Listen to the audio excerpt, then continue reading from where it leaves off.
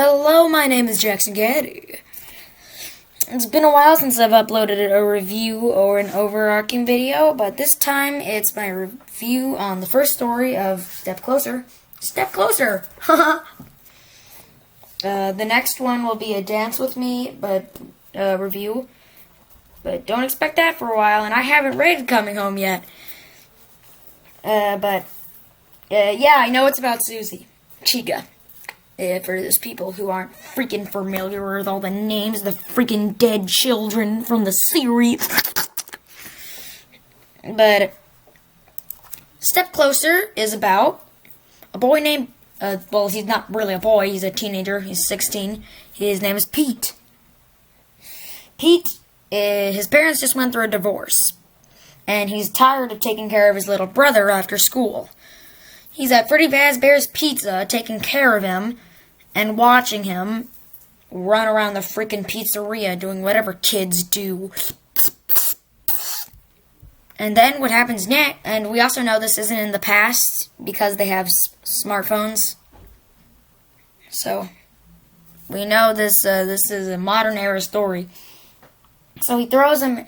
So after hearing a bit from the employees about how Foxy is in the maintenance room, he sneaks in the back of there and throws his brother Chuck, that he's so tired of taking care of, onto the back and starts up a show.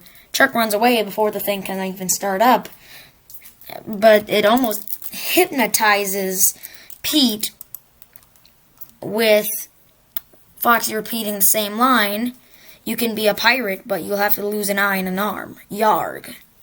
After this happening many times, he's creeped out after he swallows his gum. Yeah, that's right, Game Theory literally digs so deep into it that they freaking use watermelon gum as an example. So freaking weird. But, yeah. He swallows his gum and he runs out. After this, it's pretty weird. It's like he's put under some sort of curse, where he almost loses his eye and his arm. Oh, totally like a pirate. Fox didn't tell you were gonna lose both of those to be a pirate. Totally like he didn't just say that.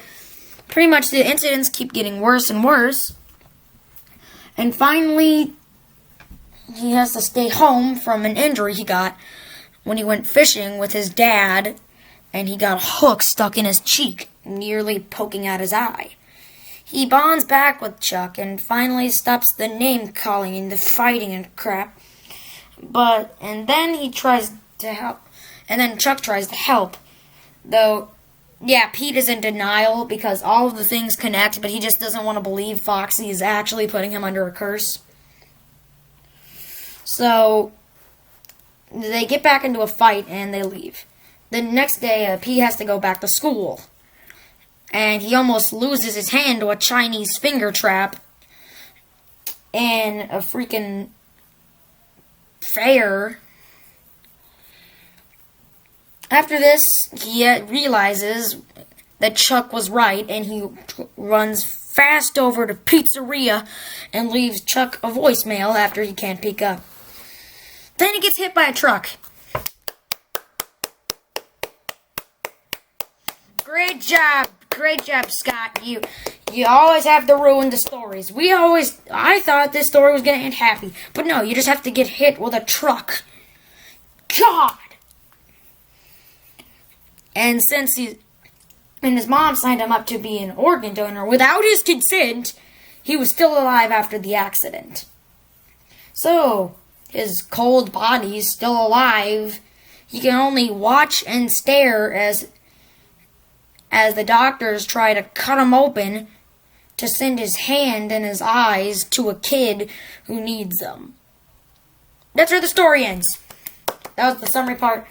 Though I hated the ending, it is overall a really good story. It sets you up for something you never knew was coming. and it's really good. So I think I'd rate the story like an 8.5. Just a really good story. And that's gonna be it for today's review. I'm out. Yeet!